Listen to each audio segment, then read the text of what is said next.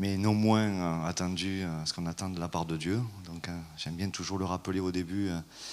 Vous voyez des gens venir parler ici, mais est-ce que même les gens qui viennent parler ici, les hommes de Dieu ou les pasteurs, ou les anciens, les enseignants, on s'en remet à Dieu parce qu'on croit que la parole de Dieu a le pouvoir de sauver nos âmes.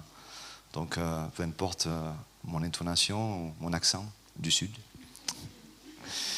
mon élocution, ce qui compte c'est l'Esprit de Dieu. Lui seul a le pouvoir de faire ce qu'il a à faire en vous et en moi. Moi d'abord.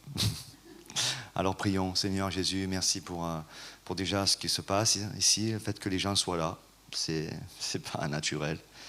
Que les gens soient engagés, servent, accueillent les gens, nettoient l'église, préparent la musique, gardent les enfants, préparent un message, font le ménage, et toutes ces choses-là, pour toi. Et que les gens viennent juste écouter aussi, et que les gens préparent un repas, et que les gens préparent un temps de questions-réponses, et que les gens fermeront l'église. Tout ça pour toi, Jésus. Que ton Saint-Esprit puisse nous remplir, Seigneur.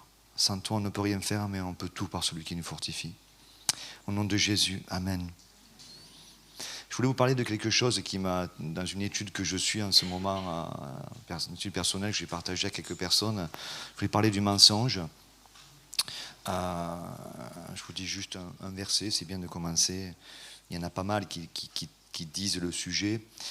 Psaume 119, 29, le psaume. « Éloigne de moi la voix du mensonge et accorde-moi la grâce de suivre ta loi. » C'est une prière, hein, c'est un chant, c'est poétique aussi. « Éloigne de moi la voix du mensonge et accorde-moi la grâce de suivre ta loi. » Vous voyez, et il dit pas « aide-moi à ne pas mentir. Hein. » Il dit, il y a une voix qui est pas loin, je te demande de l'éloigner. C'est même pas fait la sortir de moi. Ouais, c'est intéressant hein, de bien penser ce que Dieu veut nous dire. Hein. En Jean 8, 32, il est écrit que la vérité, celle de Dieu, on est bien d'accord, si on la connaît intimement, nous rendra libres. Et donc je pose la question, à l'inverse, si nous n'avons pas une intimité avec la vérité, celle de Dieu, que se passe-t-il en fait? Si nous n'avons pas une intimité avec ce que Dieu dit, avec la parole de Dieu, que se passe-t-il? C'est assez simple. Le mensonge règne et il nous tient captifs. Ceux qui ont fait un peu de théologie, vous allez voir, c'est assez facile à comprendre. On connaît les 3 ennemis de Dieu et donc du croyant. Le diable, le monde, c'est-à-dire tout le système organisé, hein, les gouvernements, les choses qui se passent finalement dans le monde, hein, et la chair, moi sans Dieu. On va le faire court. Donc le diable, principal opposant, le monde, un système organisé, peu importe où il est, comment il est, à quelle époque, dans lequel nous faisons partie, et la chair. Et vous savez ce qui les lie aux 3? Le mensonge. Le mensonge. Et vous allez voir, c'est plus subtil hein, que ce qu'on peut penser. Par exemple, on sait, tout le monde sait, et on apprend à des enfants que mentir, c'est pas bien. Vous êtes d'accord avec ça hein? Mentir, c'est pas bien. La deuxième phrase qui va venir, vous allez voir, elle est peut-être ça va être moins agréable.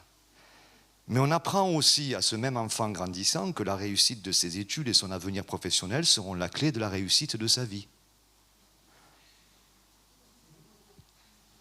Alors, est-ce que réussir des études, réussir sa vie, avoir un bon salaire, ça pourrait ne pas être de Dieu? Bien sûr que ça peut être de Dieu, si c'est fait avec Dieu. Mais penser que la réussite d'une vie, ce sont les études, l'accomplissement de sa vie, finalement, c'est une autre sorte de mensonge bien plus subtil que de dire « c'est toi qui as cassé le verre ». Non, c'est pas moi. Qui a cassé le verre? C'est pas moi. Ça, il ne faut pas le faire. On apprend. Mais il y en a des plus gros qui sont beaucoup plus subtils. Je viens de vous en dire un. Si tu réussis tes études, tu auras réussi ta vie. Vous voyez ce qui lie le système? Et nous pouvons prier pour réussir les études. Nous prions pour les étudiants amis pour qu'ils réussissent leurs études. Tous ceux, on a des personnes dans cette assemblée qui font des études ou des gens qui prient pour avoir un meilleur travail, un meilleur salaire. Il n'y a aucun problème. Mais si c'est le meilleur salaire, le meilleur travail et les réussites des études qui donnent une réussite à sa vie, c'est un mensonge. Vous voyez comment le mensonge est installé finalement dans le monde de manière plus subtile que qui a cassé ce verre.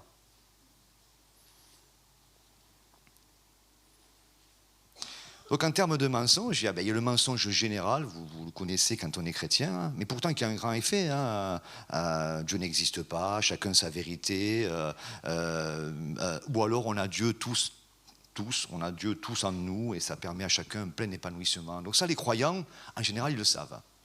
Si on vous dit Dieu n'existe pas, vous savez que c'est un mensonge, mais c'est quelque chose qui est ancré. C'est quelque chose qui est ancré. Voilà, on peut s'accomplir soi-même, on a tous une parcelle d'éternité, etc., etc. Donc ça, pour nous, mais celui-là, bien sûr, nous, on n'a pas on l'entend, on le discute, on n'a pas vraiment à le combattre. Moi, je ne me pose pas... Le mensonge sur ma vie que Dieu n'existe pas, ça me fait sourire.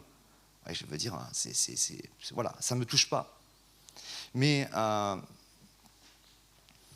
le mensonge à titre personnel en tant que croyant, lui par contre, lui il est omniprésent et croyez-moi, même là, vous aujourd'hui, vous vivez dans des endroits de mensonges que vous n'imaginez même pas. Et moi, hein. Et ces dégâts-là sont considérables. Et ce n'est pas une dose de vérité par-ci, par-là qui vont pouvoir contrecarrer ça, surtout quand il y a des choses qui sont enfouies, du déni, on a laissé... Parce que pendant des années, on m'a enseigné un mensonge, ou j'ai cru un mensonge, et je l'ai laissé de côté. Voyez, mais ça existe toujours. Vous savez, un des sens du mot mensonge dans l'Ancien Testament, il y a bien sûr tout ce que je vous ai dit, pas dire la vérité, mais il y en a un qui est intéressant, c'est impuissance. C'est-à-dire quand tu vis dans le mensonge, tu es impuissant en fait. Tu n'as aucune puissance. Et c'est super intéressant parce que c'est très clair avec la parole de Dieu, 2 Corinthiens 13, 8, qui dit « Car nous n'avons pas de puissance contre la vérité », c'est adressé à des chrétiens, hein, nous n'en avons que pour la vérité. Je vous explique quelque chose. Vous savez, une des stratégies du mensonge, c'est de nous mentir quant à comment faire pour le contrecarrer. Je vais essayer d'expliquer ça. Nous n'avons de puissance que pour la vérité. La vérité, Jean 14, 6, Jésus a dit « Je suis le chemin, la vérité, la vie ». Nous n'avons de puissance que pour ça. Une des stratégies, c'est de penser que je dois me battre contre le mensonge pour essayer d'arriver et de vaincre ces effets dévastateurs dans ma vie. Donc par exemple, on m'a dit que, je ne sais pas, j'étais mauvais, j'arriverais à rien. Non, c'est pas vrai, je suis quelqu'un, j'y arrive, regarde mes études. Et tout ça n'est pas mauvais de penser comme ça. Ça, c'est une stratégie dans laquelle nous n'aurons pas de puissance pour ça. Et le diable, la chair, le monde, ce qu'on a vu, n'ont pas de souci de dire, vas-y, bats-toi, vas-y, prie plus pour contrecarrer ce... Plus. Et en fait, nous n'avons pas de puissance dans ça. On a de la puissance que pour la vérité. Donc la vérité, c'est pas moi, c'est Dieu. Toi, tu dis quoi? Toi, tu dis quoi? Toi, tu dis quoi? Dieu, tu dis quoi à mon sujet? Tu dis quoi, toi? Toi, tu dis quoi?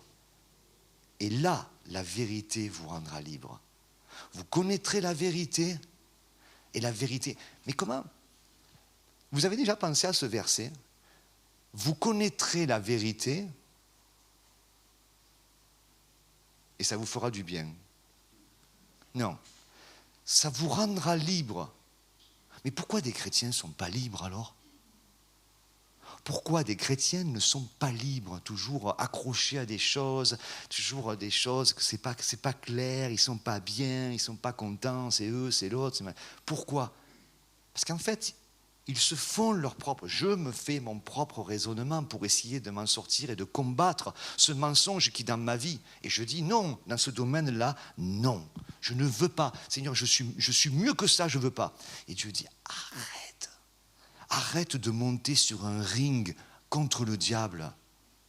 Arrête de monter sur un ring contre la chair. tu sais quoi, tu vas monter sur le ring et en fait, il va te laisser faire des passes, il va te laisser bouger, il va te laisser t'essouffler. De temps en temps même, tu en mets un coup et tu dis, oh, tu m'as fait mal. Tu m'as fait mal. Regarde le bobo, tu vois. C'est une stratégie. Nous n'avons pas de puissance pour ça.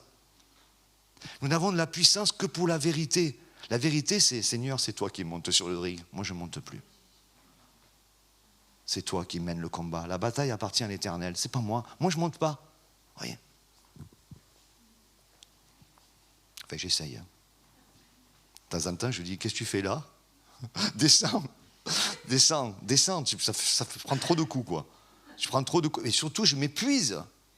Parce que une des stratégies, c'est bien de me faire bouger, de me faire m'activer, de me faire me défendre, de réfléchir à de nouvelles techniques. Je m'amuse avec le ring, hein. Pasteur Yvan l'expliquerait mieux que moi, hein.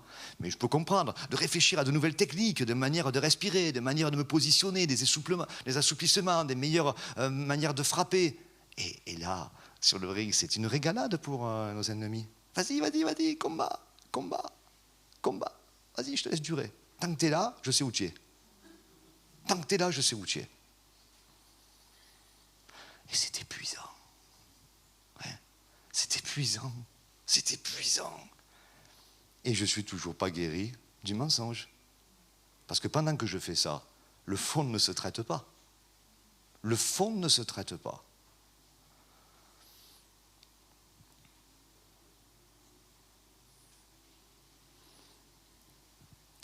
Je lis, certaines ne se doutent pas que leur vie chrétienne sauvée est toutefois en partie encore gouvernée par des mensonges, même en allant à l'église et même en étant de bons chrétiens. Des mensonges enfouis, cachés, oubliés même, non, ça j'en veux plus, sont toujours des gouverneurs puissants qui nous retiennent prisonniers et nous empêchent d'être libres, d'être et de faire ce que Dieu désire. Parce que tant que je suis sur le ring à essayer de combattre avec de nouvelles techniques, de nouvelles stratégies, de nouveaux emplois du temps, avec plus de prières, avec plus de tout ça, je pourrais me dire, je ne fais rien de mal. C'est vrai, mais tu ne peux pas être et tu ne peux pas faire encore ce que Dieu voudrait que tu sois. C'est pour ça qu'on voit des fois, et ça m'a beaucoup parlé dans l'étude, je l'ai partagé à quelques personnes dans l'église, enfin dans la semaine. Je préparais ça un matin, je regardais ce sujet, je dis waouh, mais combien par moment et je comprends Paul qui dit à Timothée, combat le bon combat. Et il dit ça à un jeune pasteur. Tu sais, il va dire à un jeune pasteur, hé Timothée, super, mais combat le bon combat, saisis la vie éternelle.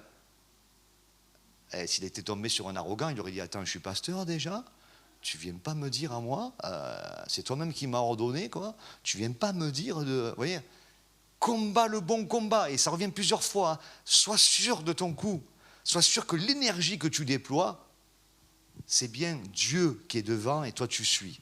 Que tu n'es pas devant en disant, allez, viens Dieu, viens, on y va, viens. Vous savez, et beaucoup les nouveaux croyants, il faut avoir ça. C'est normal, même les anciens, hein, je veux dire, ça me parle, moi, ça me parle, parce que je suis quelqu'un d'actif, hein, je vous le dis, voilà. Mais les jeunes croyants, c'est super, au début, ils sont sous la douche. J'ai connu cette période, hein, j'ai là, waouh, je dis, waouh, c'est génial, waouh, allez, mais c'est vrai, mais c'est génial. Moi, je me rappelle quand j'étais à Ucho, j'étais là, la première église que je suis allé du ministère, quand j'écoutais la chorale, et je me rappellerai toujours, mais j'écoutais, mais tout, tu m'aurais dit, regarde la lampe, oh Seigneur, vous voyez, mais c'est normal, parce que d'un coup, enfin, tu sais, tu voyais les choses, tu vois les choses autrement. Mais après, ça passe, et puis Dieu dit, oh, je suis là, on échange, on passe du temps ensemble, on communie, je vais t'expliquer qui tu es. Je vais t'expliquer qui tu es. Je vais t'expliquer qui je suis, il va dire Dieu. Et du coup, plus tu sauras qui je suis, plus tu vas savoir qui tu es. Je ne l'ai pas entendu comme ça, mais c'est ce qui se faisait. Je vais te montrer ton appel. Parce que tu as un appel.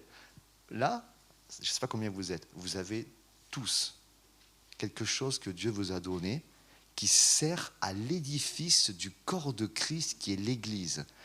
Entendez bien ça. Chacun là, le premier...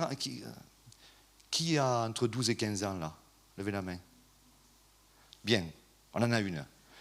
Donc je prends la plus jeune, parce que plus tôt ça peut, mais là j'ai quand même de raison de comprendre. Cette jeune fille, Dieu a mis en elle quelque chose qui me sert à moi, à Pasteur Johan, à vous, à chacun, donc chacun ici. Si vous ne le savez pas, c'est que déjà vous êtes dans un principe que le monde a installé, que votre âme a installé, que le diable a installé, pourvu que vous alliez à l'église dimanche prochain et que vous restiez assis là. Et c'est déjà bien, c'est mieux que d'aller au PMU, on est bien d'accord. Mais ce n'est pas le but de Dieu, c'est l'édifice bien coordonné, se fortifie les uns les autres par la force que Dieu donne à chacun. Donc mademoiselle à l'arrière, mademoiselle, j'ai besoin de toi. Je ne sais pas pourquoi, mais j'ai besoin de toi. Il a besoin de toi. Ils ont besoin de toi. Parce que Dieu t'a donné quelque chose que j'ignore, peut-être toi aussi, et etc. pour chacun. Que Dieu vous bénisse. Amen.